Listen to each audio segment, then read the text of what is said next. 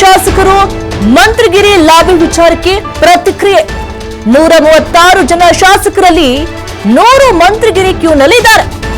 2028ರಲ್ಲಿ ಕಾಂಗ್ರೆಸ್ ಸರ್ಕಾರ ಬರಲ್ಲ ಅಂತ ಶಾಸಕರಿಗೆ ಮನದಟ್ಟಾಗಿದೆ.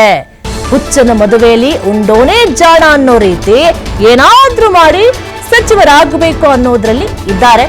ಹೆಂಗೋ 2028ರಲ್ಲಿ ಕಾಂಗ್ರೆಸ್ ಬರಲ್ಲ ಅಂತ ಆ ಶಾಸಕರಿಗೆ ಮನದಟ್ಟಾಗ್ಬಿಟ್ಟಿದೆ. ಹಾಗಾಗಿ ಏನು ಸಿಕ್ಕಂತ ಅವಕಾಶ ಇದೆ ಅದನ್ನ ಉಪಯೋಗಿಸ್ಕೊಳ್ಬೇಕು ಅಂತ ಹೇಳಿ ಲಾಬಿಯನ್ನ ನಡೆಸ್ತಾ ಇದ್ದಾರೆ. ಶಾಸಕರಿಗೆ ಹೆಂಗೋ ಮನದಟ್ಟಾಗ್ಬಿಟ್ಟಿದೆ ಅಂತ ಹೇಳಿ ಏನಾದ್ರೂ ಮಾಡಿ ಸಚಿವರಾಗಬೇಕು ಅನ್ನೋದ್ರಲ್ಲಿ ಇದ್ದಾರೆ ಅಂತ ಹೇಳಿಕೆಯನ್ನ ಕೊಟ್ಟಿದ್ದಾರೆ.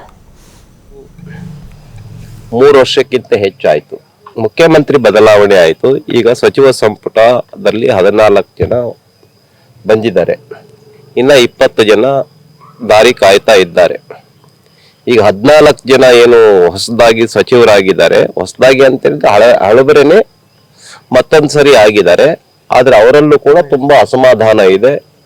ಇನ್ನ 20 ಜನ ಸಚಿವರಾಗೋದಕ್ಕೆ 60-70 ಜನ ಕ್ಯೂನಲ್ಲಿದ್ದಾರೆ.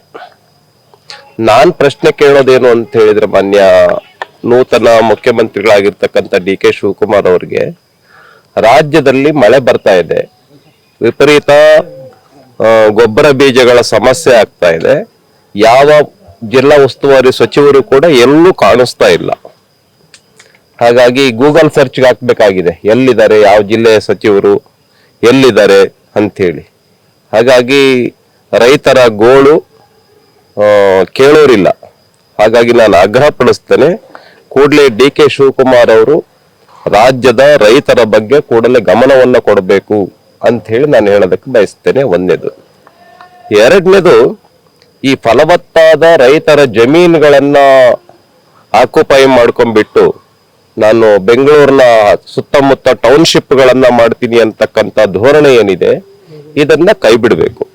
ರೈತರ ಫಲವತ್ತಾದ ಜಮೀನುಗಳನ್ನ ಒತ್ತಾಯ ಪೂರ್ವಕವಾಗಿ ರೈತರ ಅನುಮತಿ ಇಲ್ದೇನೆ, ರೈತರ ಪರ್ಮಿಷನ್ ಇಲ್ದೇನೆ, ಒಪ್ಪಿಗೆ ಇಲ್ದೇನೆ ಒತ್ತಡದ ಮೂಲಕ ಆಕ್ಯುಪೈ ಮಾಡ್ಕೊಂಡ್ಬಿಟ್ಟು ಟೌನ್ಶಿಪ್ ಅನ್ನ ಮಾಡೋದನ್ನ ಭಾರತೀಯ ಜನತಾ ಪಾರ್ಟಿ ವಿರೋಧ ಮಾಡುತ್ತೆ. ಅದನ್ನ ಕೂಡಲೇ ಕೈ ಬಿಡಬೇಕು ಅಂತೇಳಿ ನಾನು ಈ ಸಂದರ್ಭದಲ್ಲಿ ಆಗ್ರಹ ಪಡಿಸ್ತೇನೆ. ಇನ್ನು 39,000 ಕೋಟಿ ರೂಪಾಯಿ ಈ ಬೆಂಗಳೂರಿನ ಕಸದ ಬಗ್ಗೆ ಏನು ಅಗ್ರಿಮೆಂಟ್ ಮಾಡ್ಕೊಂಡಿದ್ದಾರೆ, MSW ಅನ್ನುವಂತ ಒಂದು ಕಂಪನಿ, ಡೆಲ್ಲಿ ಬೇಸ್ಡ್ ಕಂಪನಿ, ಅದನ್ನು ಕೂಡ ಕೈ ಬಿಡಬೇಕು. ಯಾಕೆ ಅಂತ ಹೇಳಿದ್ರೆ 39,000 ಕೋಟಿ ರೂಪಾಯಿ, ಮೋರ್ ದನ್ 30 years ಅಗ್ರಿಮೆಂಟ್. ಹಾಗಾಗಿ ಇದನ್ನು ಕೂಡ ಸರಿಯಲ್ಲ. ಇದರಲ್ಲಿ ಒಂದು ದೊಡ್ಡ ಗೋಲ್ಮಾಲ್ ನಡೆದಿದೆ, 1,000 ಕೋಟಿ ರೂಪಾಯಿ ಗೋಲ್ಮಾಲ್ ನಡೆದಿದೆ. ಇದನ್ನು ಕೂಡ ಕೈ ಬಿಡಬೇಕು ಅಂತೇಳಿ ನಾನು ಈ ಸಂದರ್ಭದಲ್ಲಿ ಆಗ್ರಹ ಪಡಿಸ್ತೇನೆ. ಒಟ್ಟಾರೆಯಾಗಿ ರಾಜ್ಯದ ಪರಿಸ್ಥಿತಿ, ಮಂತ್ರಿಗಳು ಯಾರು ಕೂಡ ಪ್ರವಾಸ ಮಾಡ್ತಾ ಇಲ್ಲ, MLA ಗಳಿಗೆ ಅನುದಾನ ಸಿಗದೇನೆ, ಅಭಿವೃದ್ಧಿಯ ಚಟುವಟಿಕೆಗಳಿಲ್ದೇನೆ,